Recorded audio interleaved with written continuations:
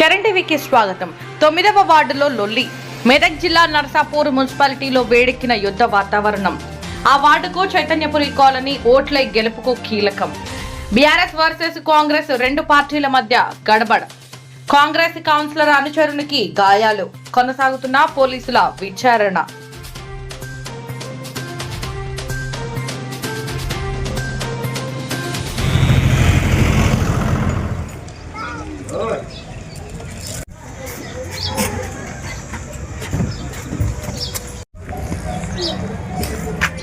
గంటలు అట్లా వాళ్ళు మందు పైసలు పంచుతున్నారు. వాళ్ళు నేను ఓన్లీ బయటికి వెళ్ళిన చూడనికి అక్కడ కనబడితే పట్టుకున్న వేణు అని పేరు పట్టుకున్న మన దగ్గర క్వార్టర్స్ ఉన్న దగ్గర మందు బాటిల్ ఉన్న మన దగ్గర పట్టుకొని వాళ్ళు ఏం చేస్తున్నారు ఈ రాత్రి అంటే ఆయనతో మా అన్న గోపాల్ ఉంటాడు, ఆయన వచ్చి నన్ను పట్టుకున్నాడు. ఏం చేస్తున్నారు నువ్వు అన్న అందరు వచ్చేసారు. అందరూ వచ్చి ముక్కు మీద కొట్టేసరికి ముక్కు ఇట్లా కన్ను బ్లాక్ అయినట్టు నాకు ఏం అర్థం కాలేదు. 20 మంది పొరలకు ఉన్నారు ఇంచుమించుగా.